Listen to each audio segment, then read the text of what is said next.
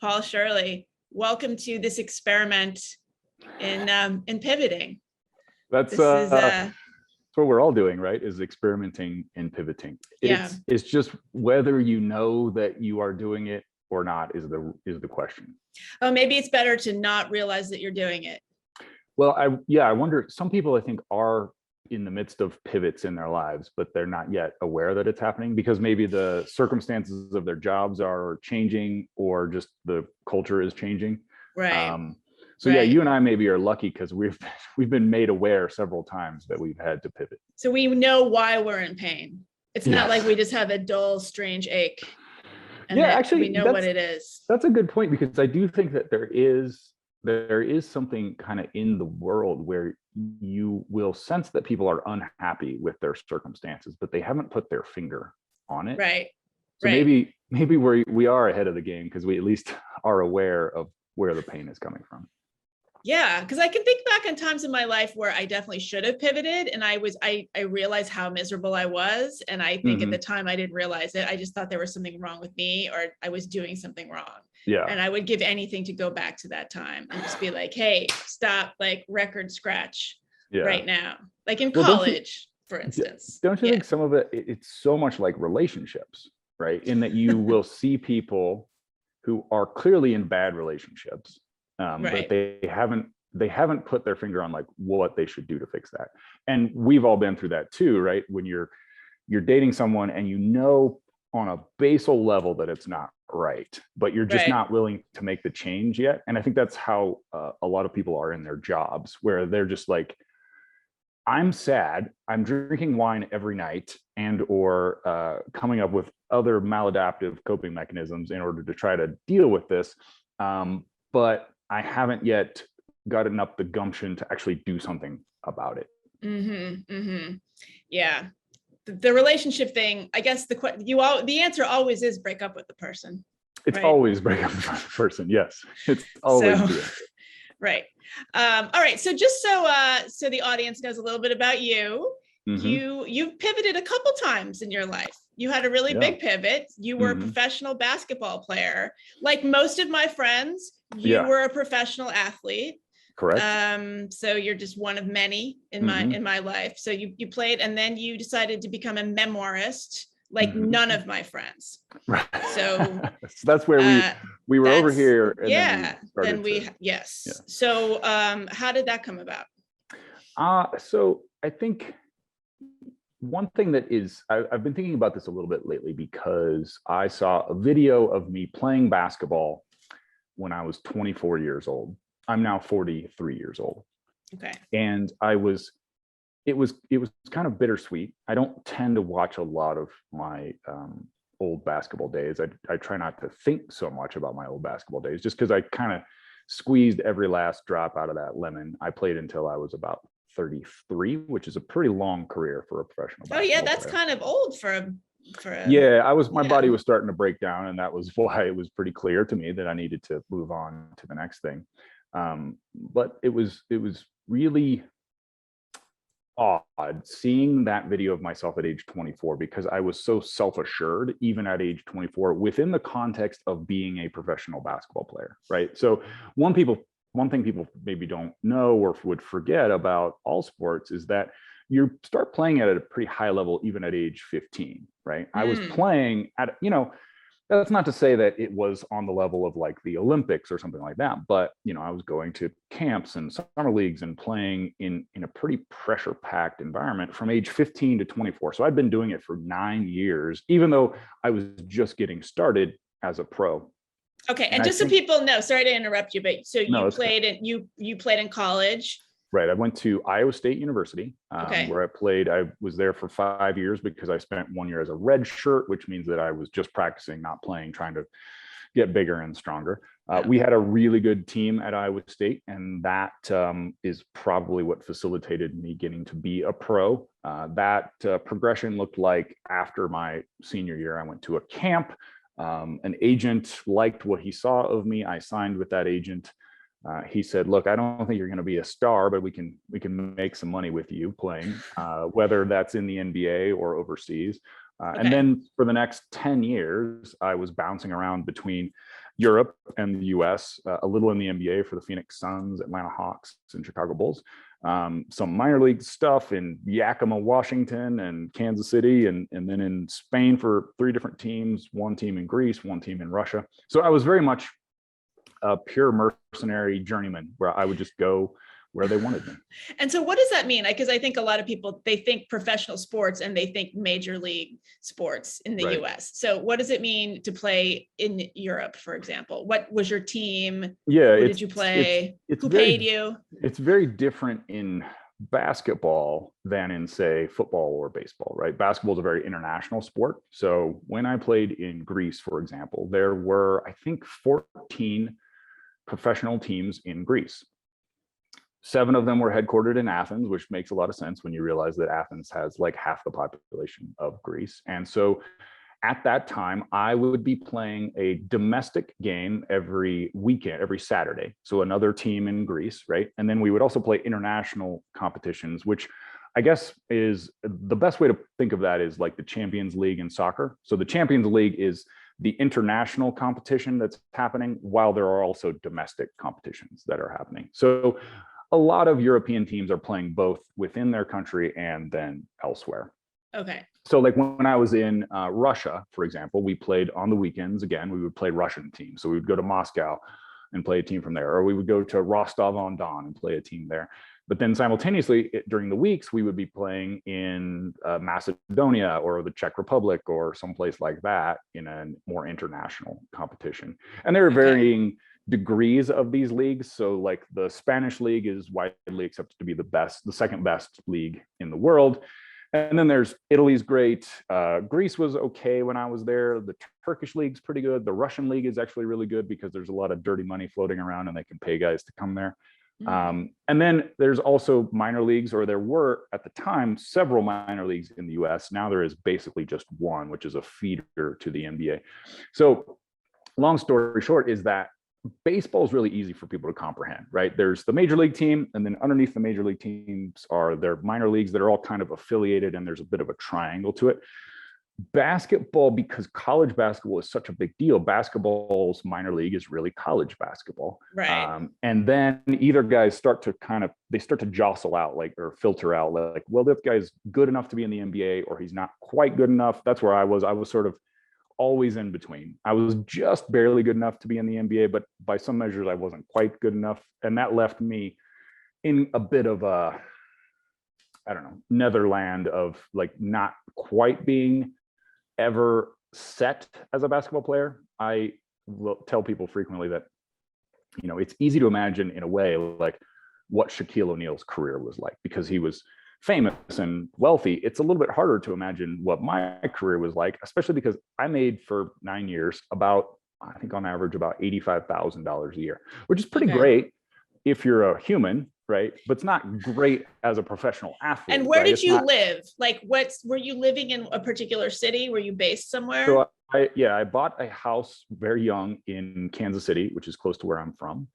And that was my headquarters. So summer times I would come back to Kansas City and work out, or when I had gotten cut by a team or hurt or whatever else, I would retreat to my lair and regroup and then move on to the next thing. But living, you know, where I lived was basically down to whatever team wanted me, right? So my agent would call in often about this time of year, right? It was August or so. He'd say, a team in Poland wants to pay you X dollars. Do you want to go there? And it was, the weird thing about that was that you rarely had 2 options to play off of one another. It was always like, you can go to Poland today, or you could wait 6 days and see if a team from Spain calls. But right now we need to know if you're going to go to Poland, and you're going to sign this contract like this afternoon and then fly out to Gdansk in 2 days. So there was a lot of, you know, I sort of half jokingly used that term mercenary.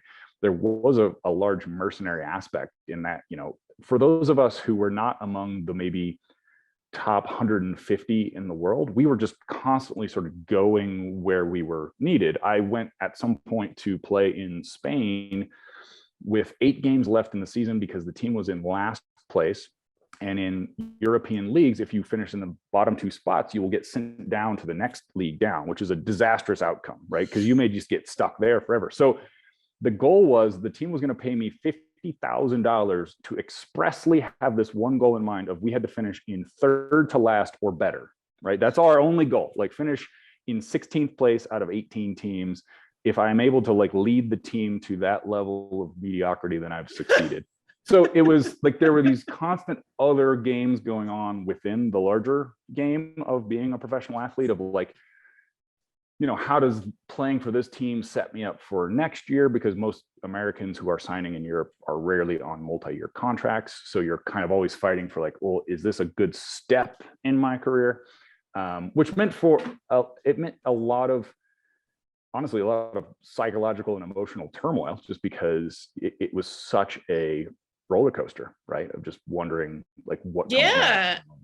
And so did you have a life at this time? Like, did you want to like get married or start a family, or did you care? Or did you have groupie? Did you have like women throwing themselves at you in every city? And I wish professional professional athlete, life of an athlete. Right. You would think. I always, one thing I struggled with in that regard that I would say specifically about dating was the sorts of girls who wanted to be with me were oftentimes not the sorts of girls that I wanted to stick with long term. Okay, but that's not a problem of that's not just a professional athlete problem. Let's face it. Yeah, right? Yeah, but what I mean is like the girls who were okay with like me being in the city for 3 more days were probably not the sorts of girls I was going to settle down with, right? And then the sorts of girls who wanted to ever settle down were not going to be okay with like, right. Oh, you're in Kansas City for another month and then you might go anywhere in the world.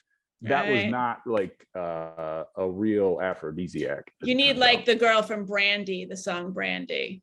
You're a fine girl. She understood that the sailor she loved, his life, his love, and his lady was the sea. Oh wow, great quote. It's a beautiful song. It's a great song. I'm amazed that I'll put it in the show notes. Yeah.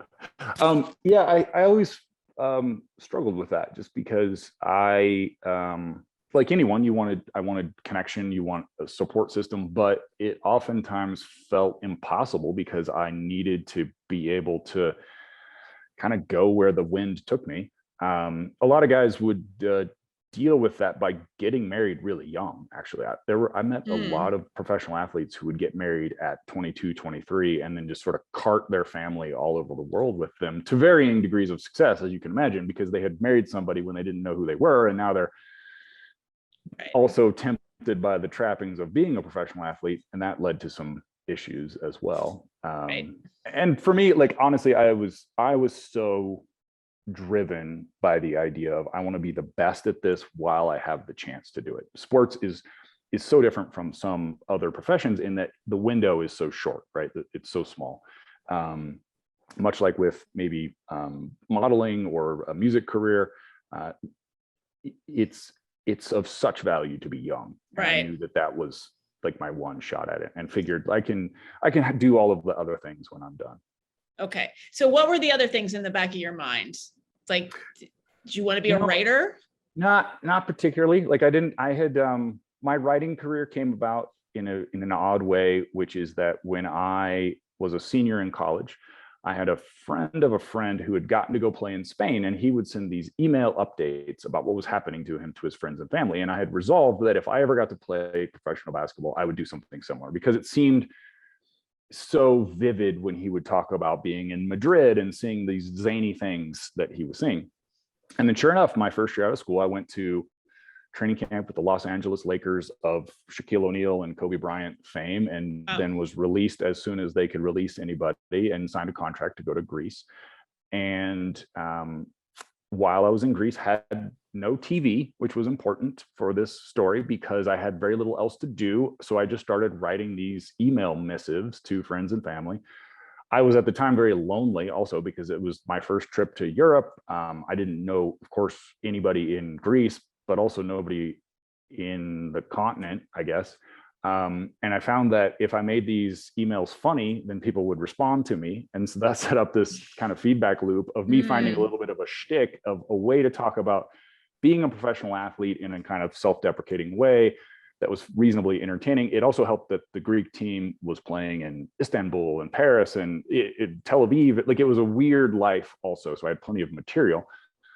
I kept doing that for the next 3 years and kind of built up again, a little bit of a shtick, just figuring out like how to be funny. I had never, ever written before this. In fact, my degree's in engineering of all things, and was amazed that writing could be fun. I'd always been a reader, but hadn't really considered that, you could make writing your own. And in some ways, I think that really served me well, in that I had this kind of organic training of just what worked and what didn't. People would be like, hey, so, I'm forwarding this to 10 of my friends, so can you just put them on the list serve?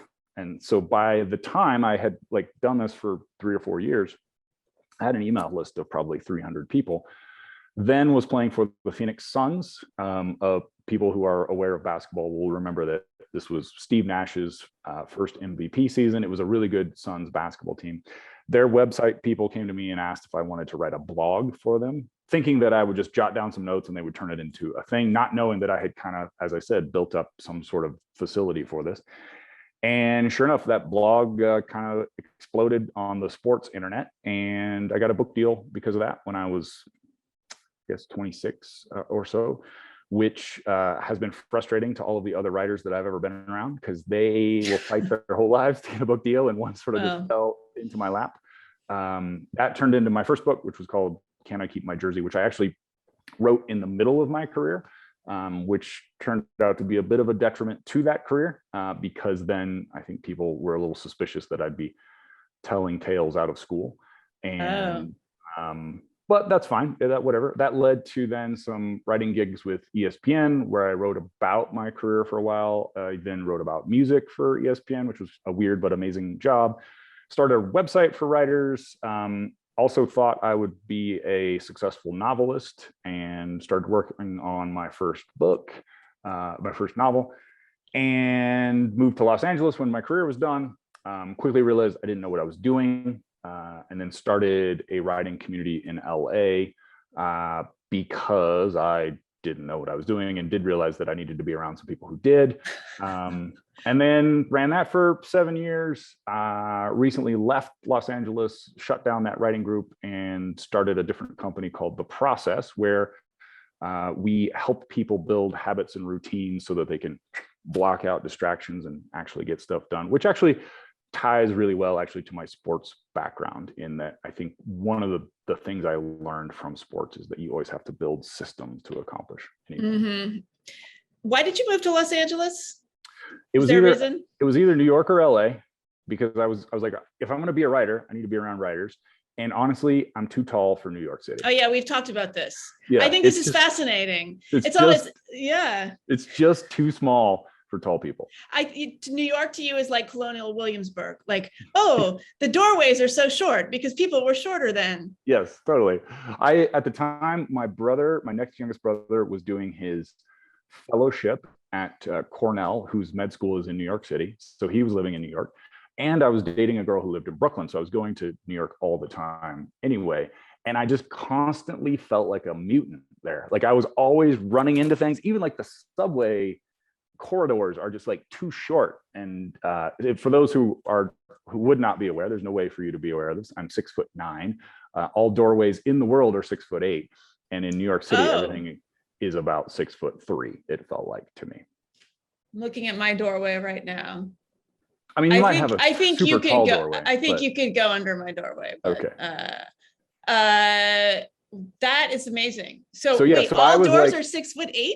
Well, again, that's the standard door height. Of course, there are doors that are, if you go into a nice hotel, they may have taller doors. But yeah, all doors are 6'8". I'm 6'9", which means I always do this when I go under a doorway. Okay, all right. So anyway, so LA felt taller to you, vaster for a while. It felt like a place I could handle just from a physicality standpoint. And I'd also lived there briefly because after my first book came out, we made a TV pilot based on that book. So in the middle of my career, I moved to Los Angeles for a year to do that.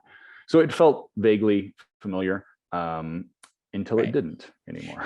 So were you doing that thing your first year in LA that I did? My first year in LA, which was to go to meetings like in Hollywood, which are never in Hollywood, but and sit there and like pitch yourself. I never had any real material, but like I was being sent on these meetings that were supposedly such a great a great coup. And that was such a phenomenon that I struggled with, and maybe I still struggle with, coming out of a sports background where everything's very intentional in sports. Like there's not a lot of wasted time. Like if I'm like, hey, do you want to come to a workout for my team? It would be like, we're either going to sign you or not. There's no like, do you want to just come out and hang out and play a little basketball, which is the equivalent of one of these like general meetings. So I really struggled with that at first too. Like the fact that everything was so vague, right? Which as as we all learn, so much of that is just what people call networking, which is really just making friends. And then eventually they're like, I don't have anybody to do this thing. Could you do this thing for me? Maybe, but they won't say no ever. Like even in other creative fields, I feel like yes means yes and no means no in a way that in Hollywood, it's just like, hey, we're totally into this. We love it. We love this. We love this. And then yes, of course. Crickets. Yeah. Although I still beat myself up about for not having tried harder during that particular period in my career. So you mean like you were going on? Were they TV meetings specifically? Yeah, they were TV and film. Well, because I had a novel, The Quality of Life Report, which I've read, which is great. Thank you. And that had sort of a long limping along life in Hollywood. It was optioned, and I had initially written the screenplay mostly, and I had talked them into letting me write the screenplay, and mostly because I wanted to get into the Writers Guild so I could get health insurance, which is the main reason anybody wants to do anything there. And so I did that, and then I was having these meetings like, oh, what are your other ideas, and pitching things, and like I had no ideas. I'm not good at story. I'm good at ideas. Like that's why I'm an essayist and not a short story writer or a screenwriter for that matter. But yeah, I think the last straw was when I went to a meeting and literally the executive, with like the backwards baseball cap, was literally picked up a guitar and started strumming it just randomly in the middle of the meeting while we were talking. I wish I had known, because I did have that TV experience when I was, again, 27 years old, and it was miserable. I hated it entirely because they were so bad at everything. And I think if I had wanted to pursue TV more or movies, I think I wish I would have known the William Goldman quote he says about Hollywood that nobody knows anything, right?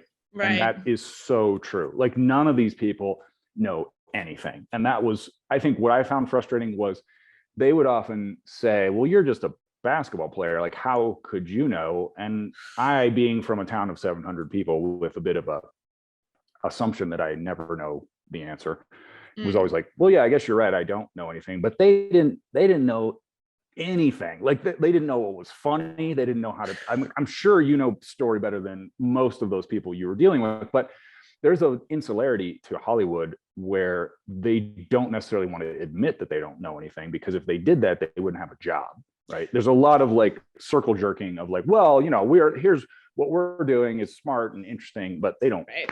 Well, they know what worked before. That's what they know. Yes. So, and they know what they would love to do if only they could get somebody else on board, and really none of them are on board.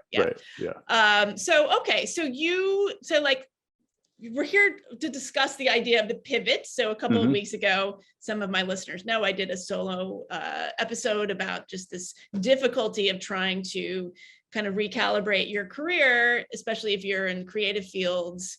The creative economy has changed profoundly, even in the last, certainly in the last 10 years, but I feel like even in the last 3 years, 2 years, and I'm not even talking about the pandemic, like major media institutions are falling apart. People are starting Substacks, having subscription-based career, basically crowdfunding their careers in a way that, so my thesis was that this came naturally, or at least more naturally, to people under a certain age, not only because they have more facility with just digital content and using the internet, but also there is a I think that people over a certain age have an allergy to branding themselves and to self-promotion.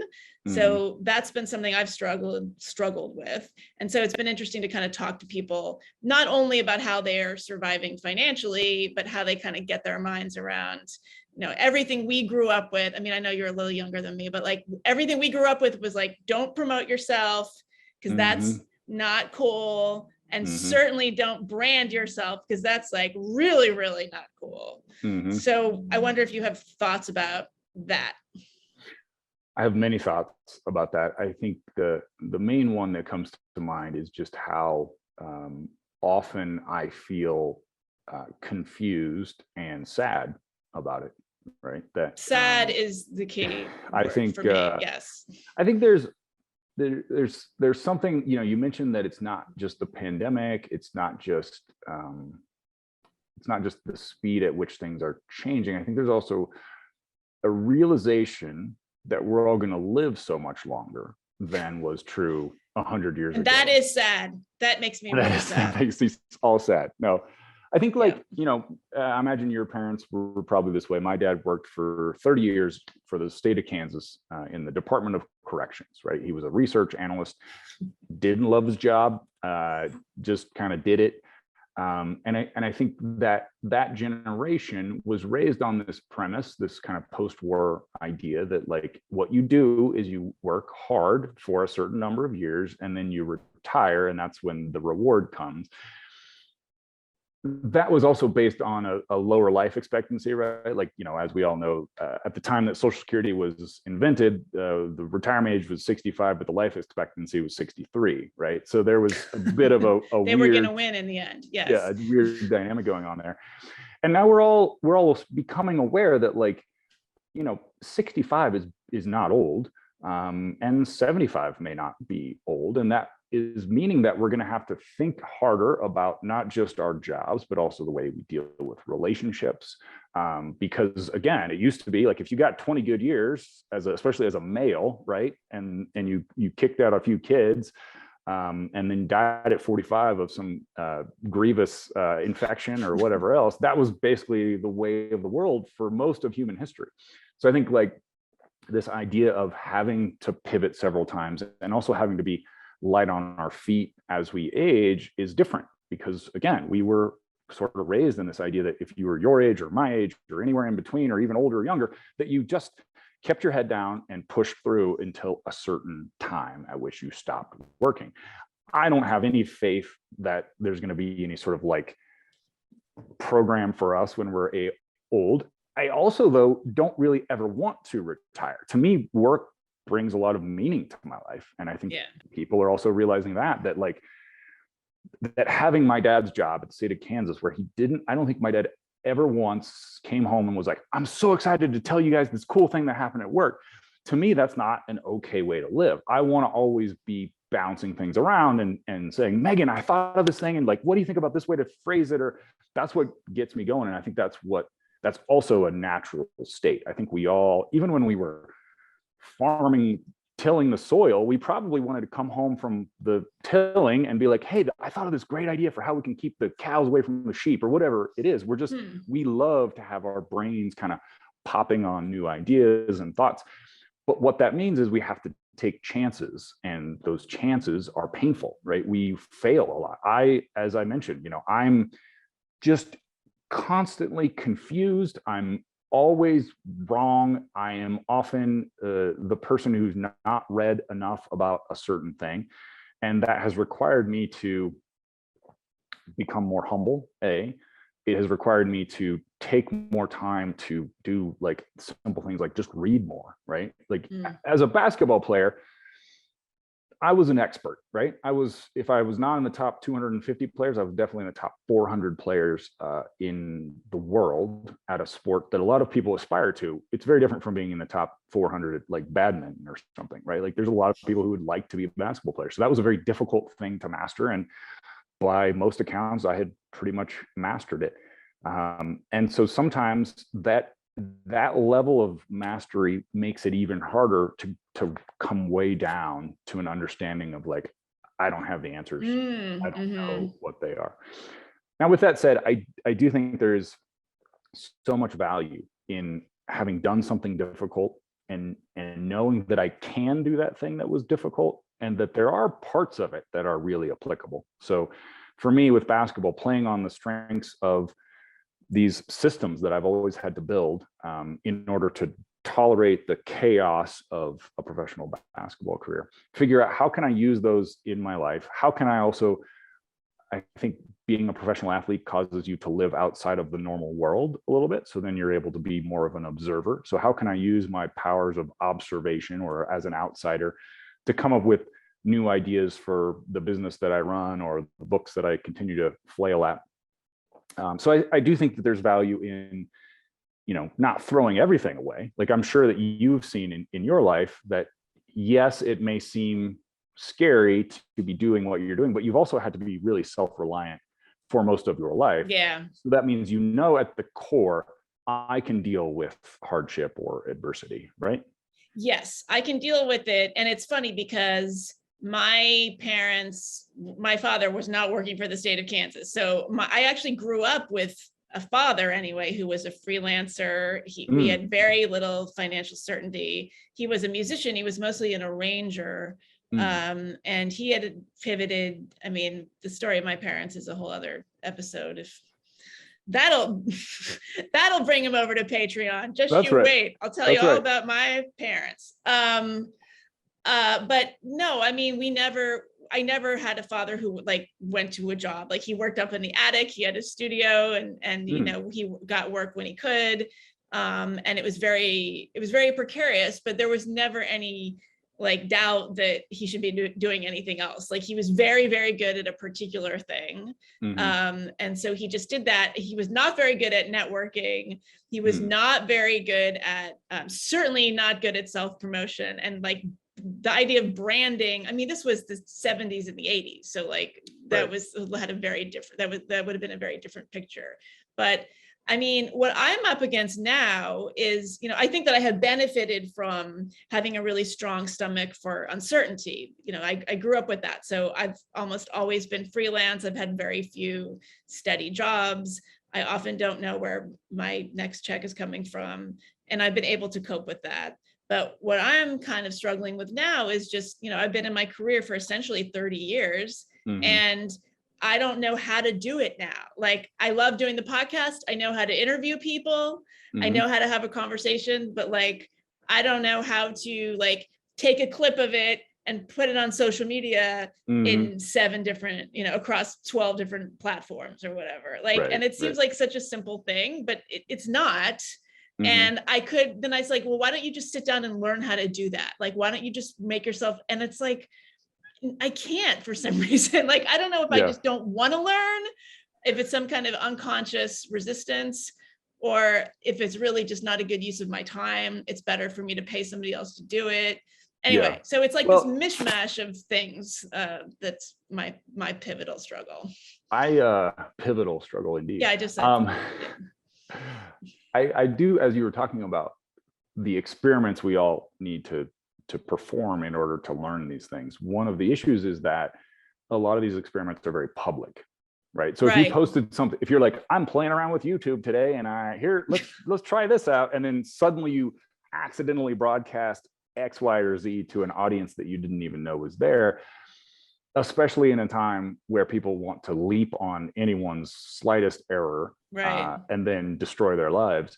I think that is different than when I can remember a time, when I was probably 15 and I had figured out that in Topeka, Kansas, there was a summer basketball league that was much better than the one I was playing in. And so I had walked up to this guy, Lloyd Murphy, who was actually a coworker of my father's. And I said, Mr. Murphy, I hear there's this basketball league and I want to be in it. More confident than I actually felt. And he's like, all right, we'll figure it out. So he put me in touch with this coach named Jim Gilbert, who was an amazing influence on me. I was a white kid from rural Kansas, and I was suddenly thrust into a situation where it was an all black team, a black coach. These guys didn't really want me there because they felt like this was their world and I was a bit of an interloper. And I remember I went to the first practice. My mom dropped me off and maybe stuck around and watched. And I probably got my shot blocked 25 times. I left the gym in tears. I was thinking I will never be good enough to play with these guys. My mother reassured me, and I got in the car and we drove home. And I don't know if this was specific to that next practice, but I remember thinking, I don't know how to shoot a left-handed layup, right? I'm only 14 years old, or 15, whatever I said. And I was right-handed. And so for those who are not aware, you shoot a right-handed layup, of course, like with your right hand when you're on the right side of the basket. If you're on the left side, you want to use your left hand to keep the defender away from you, right? And I was like, this is so embarrassing that I don't know how to do this. So I spent 2 hours on our slab in the backyard learning how to shoot a left-handed layup. But I was by myself, right? It was just me. It was not a public experiment in any way. Right. And that made it a lot more tolerable. So I think what you're going through, and maybe what we're all going through, is this task of branding or self-promotion feels very exposing, right? You're kind of like saying to the world, I think about this a lot when it comes to Twitter. I don't have a huge Twitter presence, but I have some Twitter presence. Most of those people, though, became followers of mine because they wanted to hear what I had to say about my basketball career, or maybe even music or whatever. So now if I'm talking about like habits and routines and human performance, I feel sheepish because I'm like, I don't know if these people want to hear this. Like, who am I to tell them that? And like we keep coming back to, because it feels public, I think it feels icky and more difficult than if we were able to just sort of like squirrel away and say, oh, let me try this. And then I can look at it and be like, that was a bad idea. Let's revamp it. Yes. You know what I mean? Or you show it to a few people. You have your sort of advisory board. Yeah. Right. Yeah. When you and I are working on a book, we can, sit down. I did my hour of writing this morning and I had some good ideas and some bad ideas, but nobody ever saw the bad ideas. Right. Now everybody sees everyone's bad ideas. But the funny thing too is that what they want also is to interact with the artist, the creator. They want to see you mess up. Like they love that vulnerability or that intimacy. So you really have to thread the needle. It's like you don't want to expose yourself in a way that's embarrassing or just completely uncooked. But at the same time, you're not want like this slick production, because nobody likes that either. Yeah, is it like you're right, there's a needle that has to be threaded there. I remember so vividly from basketball that, especially as a male, there are a lot of males who are very envious that I got to play professional sports, right? Because they saw it as like, if I could do that, then I would be happy. They also saw it as an extension of high school sports for them. They think like, oh, it's like high school where you're just like, you practice a little bit and then you go out and play the game, and then afterwards you have a milkshake together or 40 ounces. Really? They really think that?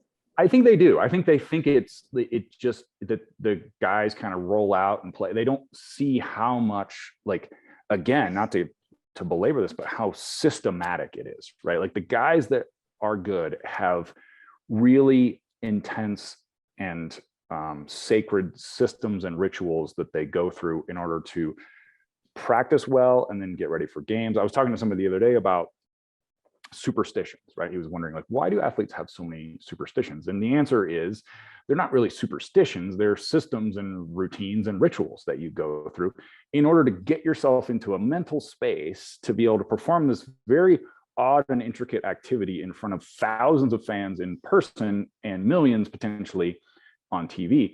And sometimes I found that people really hated to learn how much work went into it because it almost ruined the magic for them. Right. I think some of that was also that put a spotlight on the fact that they weren't willing to work very hard. Well, because you always want to just assume, oh, that person's naturally good at that. Right. So I don't have to feel competitive or anything. Yeah, they want to believe that like that I was blessed with something that they don't have. Right.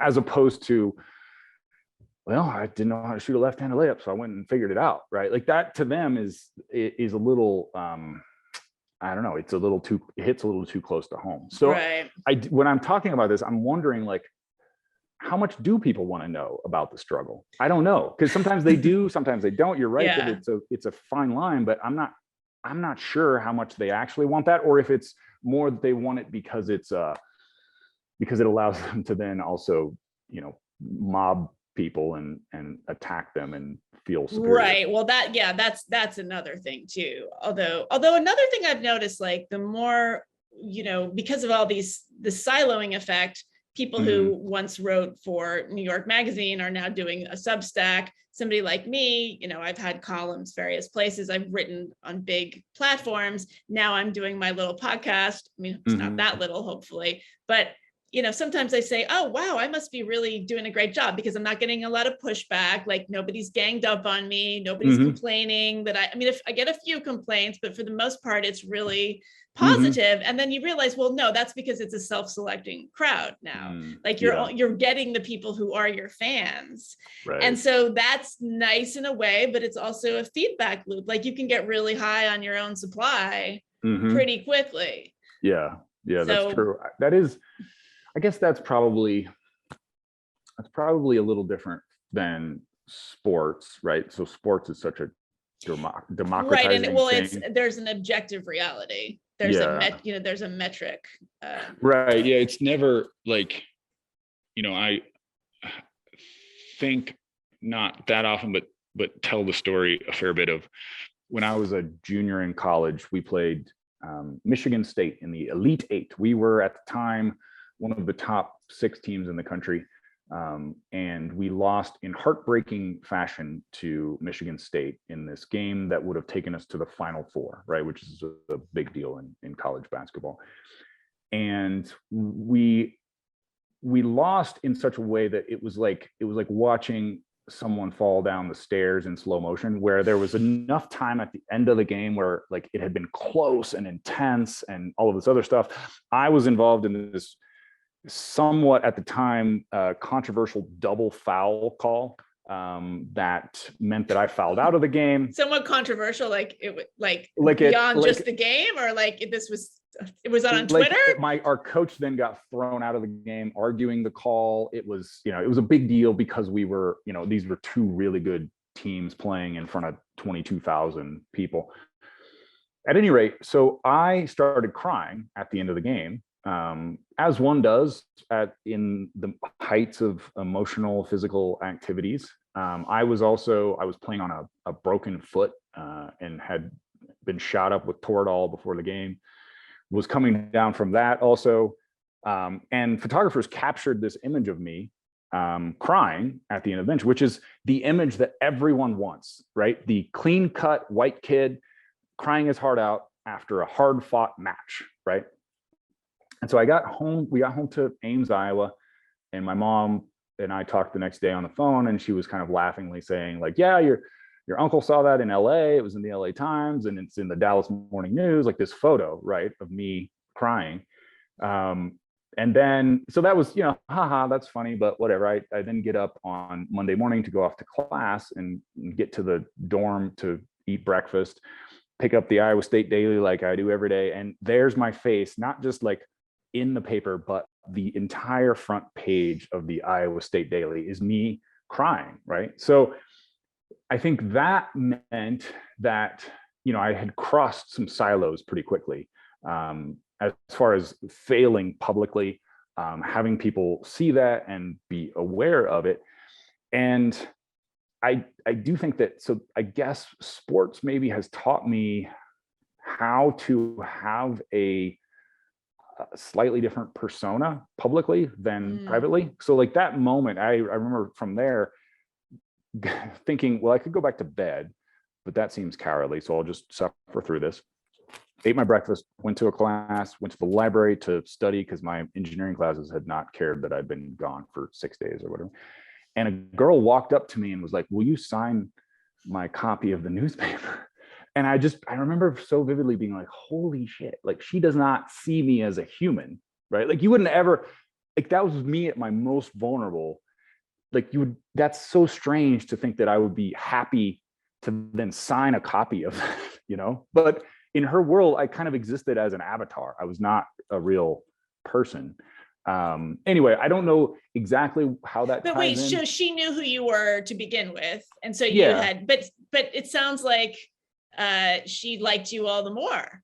I mean, this is the ultimate like heartthrob maneuver. Yeah, I suppose, but I feel like it also, to me, it was, or it maybe clarified the rift between like Paul, the person who has genuine emotions, who's not crying because it's a show. He's just fucking sad because the team lost, right? And he's let the team down in some way, versus the public persona of what I was to this Iowa State student who's also a fan of the basketball team.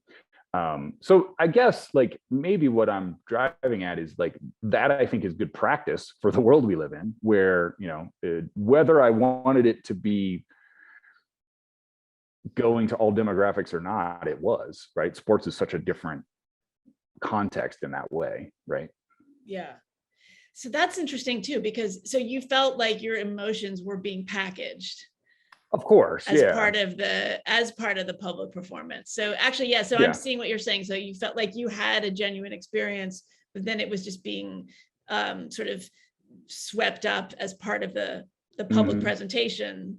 But that's what people do now all the time. I mean, what you just described is like cut to however many decades later. That's what Instagram is, right? It's and I think curated emotion. And so I guess, you know, one idea that I'm coming to that I think we're both okay at this is just admitting, right, that you don't know the answer, and not like, I think what people like, what that girl loved about that photo, and the reason that photo was used on the Dallas Morning News is that it was authentic, right, which is a word that gets overused, of course, right now, you know, but I think there is value in true authenticity, and in as we age, being able to admit when we don't know the answer. I think that's one of the things that's hardest about these things that we're talking about, whether you are 30 and pivoting out of your job as an ad executive and into life as a mother, or you are 60 and your kids have left the house and you're realizing like, oh man, I've got 25 years left to work. I need to now go figure out how to be X, Y, or Z.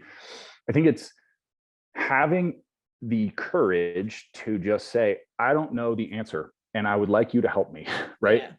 But that is difficult because we're, in some ways, this is an underdeveloped muscle in us because we haven't had to do it. Unlike, as you said, your ability to write a column every week, that is a highly developed muscle, and that's something that you know how to do. And it's one in which, ironically, you cannot say, I don't know. That's the opposite of the job. I mean, I was just talking about this with another guest. I think the I don't know is actually, this, to use another overused word, radical. It's kind of a radical act to say like, look, I really, I don't know, but I think it's very liberating when people hear it, because you're otherwise you're lying to yourself. Like I always say, if you're not conflicted, you're either lying or you're not very smart. You know, so I think that should be your next book title, by the way. Oh, I got so many. If I was going to ever have a collection of my LA Times columns, I was going to call it To Be Sure, because of course you have to pretend that you're sure, but also there's the To Be Sure paragraph, which is the one where you say, you know, to be sure, I could be wrong in all these ways. Well, so Paul, let's talk about the process and your latest pivot. So you have moved from Los Angeles now to Denver because it's even taller there. It is. I'm going to actually grow because gravity will be less here, I think. Right. Yeah. Right. It's an easy place to be tall. Okay. Yes, the process is exciting, but also confusing. You know, when I look around, I see a lot of people who are just inundated with this blizzard of distractions. And I think that those same people desperately want to be connected to their work, to their creative projects. And so one of my goals is to help people cut through the distractions and be able to find themselves in a state of flow, or in the zone, as some people would say, or working deeply. And one of the reasons it's a little complicated to talk about is because I think people have lost sight of how frequently they can do that, and how it's not just basketball, it's not just writing, it's not public speaking, it's not even always our work. Sometimes it's the great conversations we have where we're truly engaged, right? And so if we can retrain people how to get into that, then I think they will learn to find meaning in their work much more frequently. They will also find community. One of the things that I've noticed about our world right now is that people are just desperate for, as they say, tribes or communities. And so we've actually signed a lease to have a co-working space here in Denver, but we also do a lot of what we do online. We host deep work sessions all day. We do roundtables where we're helping people talk through the ways they can set up systems and habits, with this idea of aiming towards this phrase that I've used in a book title called "The Process is the Product." So if you can figure out how to make your process the entirety of your goal. So if you can figure out that my only job is to hit a flow state a certain number of times a day or a week or whatever, then eventually the sort of product takes care of itself, right? And I think that's what I learned over and over in basketball. When I would start to think about the contracts I was getting, or even the number of wins we had, or the points I was scoring, I was fucked. But when I was able to get back to like, I love being present and in this moment, working hard at getting better, almost invariably good things would happen. And I think that's true no matter what your job is or your creative pursuit is. If you can engage with that feeling of I'm here and right now, stuck or happily stuck in a flow state, then it almost doesn't matter what the outcome is, because you're so contented in that moment.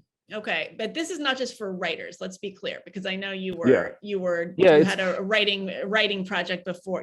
True. Yes, I did. So this is productivity, like for people who work for corporations, for people who are creative, content creators. Right. Lots of folks. I think our main audience is freelancers and creatives. A lot of times you can get this sense when you go to an office, right? Like whether you like it or not, you will probably end up in a state of deep work at some point. But I think a lot of people are struggling because they're out on their own, whether it's work from home or because of the move towards freelancing and contracting that was very much already underway. And it's hard to figure out these strategies for like, how do I engage with this thing I'm doing deeply when my phone's buzzing or people are yelling around me or whatever it is. So it's me trying to show that this isn't just for sports. It's not just for writers. It's really for kind of anyone who wants to get back to that deep connection. I mean, I don't want to go too far with it, but like, if you think about people who love gardening, what they love about gardening is being in the moment and like being connected to the dirt and like, I got to take care of this plant. What's going on there? That's a flow state, whether we necessarily label it as that or not. And I think it's reminding people that those things, that is its own end, that's enough. We are just constantly caught up in like this idea that like I have to be famous or I have to be rich, but like it's getting people back to this idea of like, if you can just do the work day after day, that's its own reward. I love this Tolstoy quote where he had written Anna Karenina and War and Peace. He was the most famous author in Russia. And he writes in this autobiographical book called Confessions. He's like, why did I want to kill myself? Right. And so he went on kind of a search for like meaning and what meaning really was. And he talks about like, I'm going to butcher kind of the exactitude of this, but he talks about coming across the wood chopper and realizing that the wood chopper who goes out every day, chops wood, comes home, his wife's got a meal waiting for him. He falls asleep, dead tired. He wakes up and does it the next day. That guy's got it figured out. Like that guy's as happy as anybody could possibly be because he's so engaged with just the day to day that Tolstoy's fame and fortune didn't make him a whit happier. And in fact, made him miserable because now he didn't have to work very hard. Like, I think we just love being engaged with our work.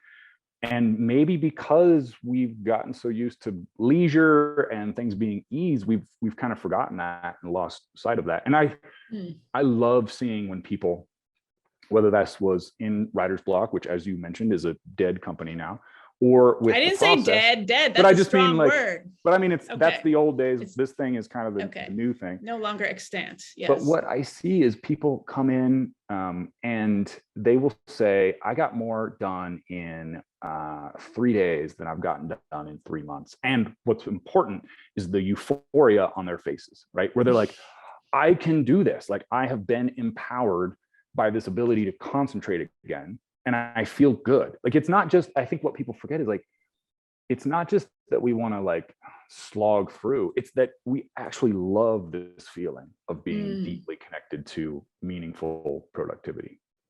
And there is a program, they're doing certain, you're setting up habits and rituals. Yeah, I mean, we'll link to this so people understand a little bit more. But it's basically like, it's just retraining. A lot of it's retraining awareness. We talk a lot about, I work with a neuropsychologist named Katie Levisay, and one thing she talks about a lot is that it's not, you can't just like willpower your way to this stuff. A lot of it's like retraining down to, if I eat this, then I'm able to concentrate like this. But you have to train yourself to pay attention to those like little bits of the day. So paying attention to like, wow, I was in a flow state for 20 minutes and I feel really good right now. So how can I do that again tomorrow? Was it the combination of the way I slept, the way I ate, the way that the ritual I used before I engaged in this behavior?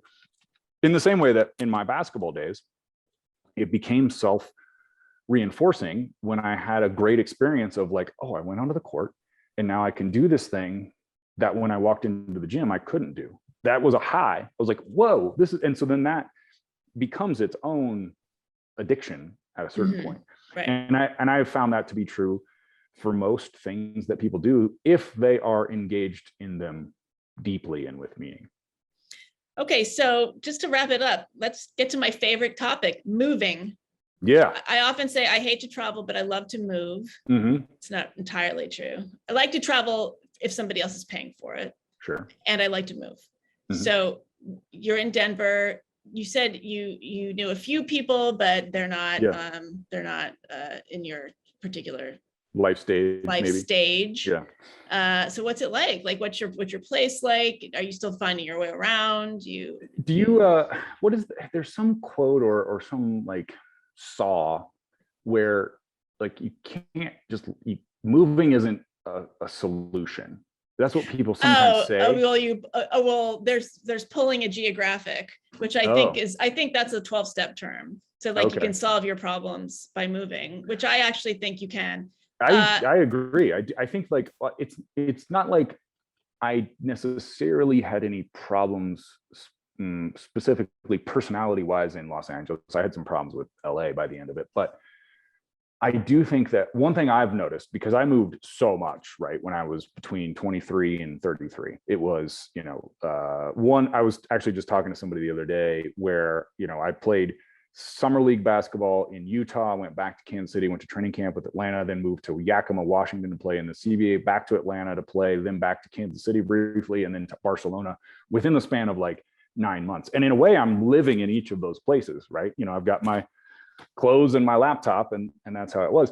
And one thing that I found so empowering about moving is that you can leave behind parts of your personality that you're tired of. And that's so freeing to just decide, like, I don't want to be that exact person anymore. And something about moving allows you to switch and to cast off some of that detritus. And that has been like, I am never going to be a stand-up comedian. It's not a goal. I do a fair bit of public speaking, and sometimes I am thought of as funny. So I thought it would be a fun test to do an open mic, a comedy open mic here in Denver, right? And it felt a lot more possible because I was in a new city where I could just say, like, I don't know anybody here. I'm just going to go do this. Whereas in LA, I think it would have felt like a little too on the nose, forced or contrived. Yeah. Also, Denver's not known for its comics. No, so for sure. And it's not like Dave Chappelle is going to walk on stage right before you. Yeah. And it was oddly invigorating, just from a new experiences standpoint. And I think maybe this ties back also to what I was saying about the way we're aging.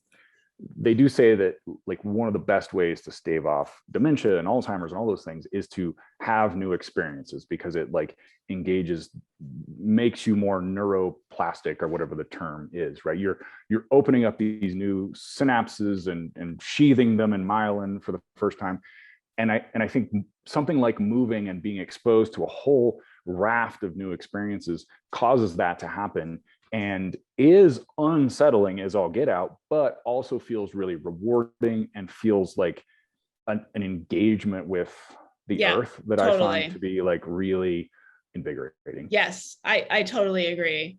I wonder if it's hard though, if you're relying on a GPS to get around, like you don't actually know your way around. When I first moved to LA, I had the Thomas guide on my lap the first year, easily driving around. I think that's one of the things that we are all going to learn about technology, is how it needs to be a tool and not as ever present as it is, right? So thinking about how we do have to say, I'm not going to look at Google Maps because I need to figure out this town, but that has to be a conscious decision, right? That's one thing that's tricky for us right now, because we are just so bombarded with things to make our lives easier, but having our lives be easier is not the goal. The goal is exactly what we were saying. It's this engagement. It's like living a fuller life.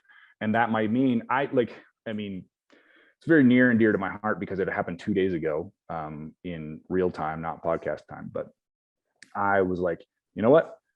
None of the people I know in Denver want to do what I'm doing tonight. So I'm going to put on a tie and these new boots I bought. And I just went out to have an adventure, right? A Friday night, I'm going to go to a bar by myself.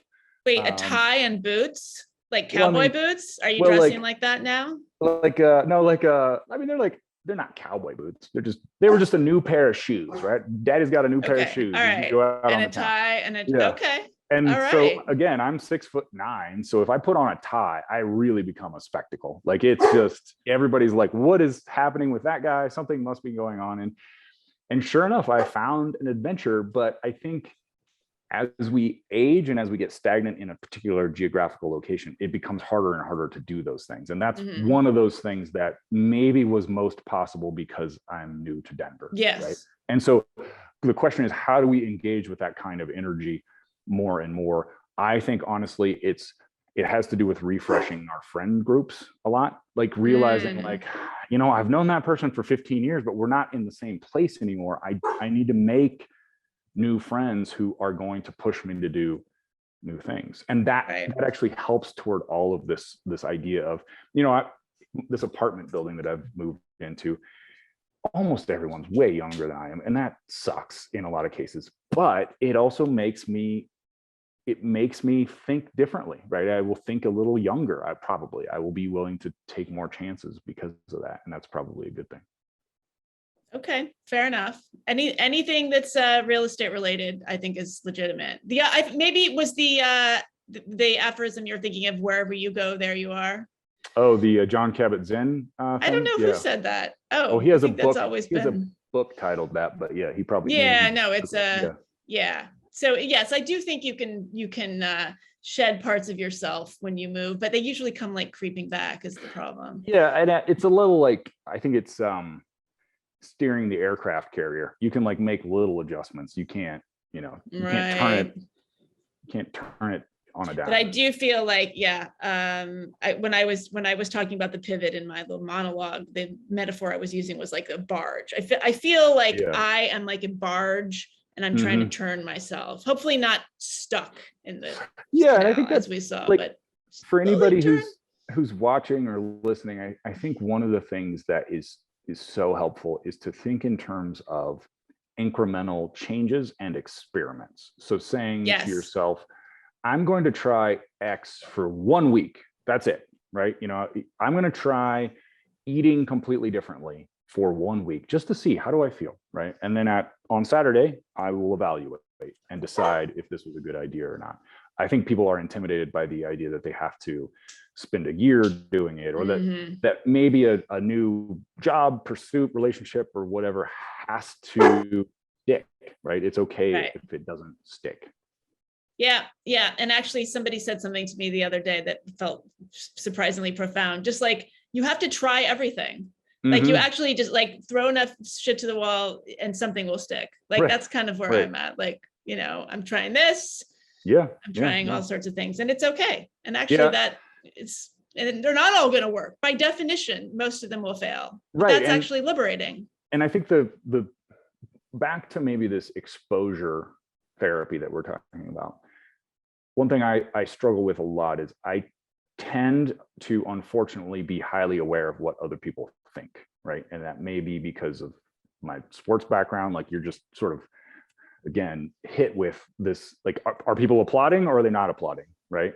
And also as a tall person, honestly, I'm always aware of, like, people are looking at me a lot because I'm tall. So there's this hyper awareness of just like what people's judgments are. And so some of it too is, I think, figuring out how to surround yourself with the people who will nurture these kinds of behaviors and who are rooting for you to make these kinds of changes, and not the people who are going to say like, oh, well, I don't know, that might be a little too risky for you or something, because that's just not, it doesn't help you in these kinds of situations. Yep. Sounds good. All right. My dog Hugo is saying that our time is up. Should we have a little Hugo appearance? Hugo, Hugo. There he is. No, we can't see him. Oh no. From this angle, he looks like a yak. He does. He looks like a yak from every angle. Here he comes. Oh wait, you're gonna come up? No. All right. Well, they have to pay extra. If you join at a higher level, the Patreon, you will get a Hugo video. He's not gonna come up. It's like an OnlyFans for Hugo. Here he is. There he is. Oh my goodness. Yeah, I know. He's saying it's time for my my fifth meal of the day. He's constitutional. Yeah. All right, Paul. Well, a pleasure as always. Thank you for your wise words. I think they're not. That's the beauty of what we've been talking about. They're mostly speculative and shots in the dark, but someday, somehow, we will make it through this pivot, you and I, and then the next one will be beckoning. That's just how it'll go. Okay. I'll take your word for it. All right. Be well. Thanks. Bye. Bye.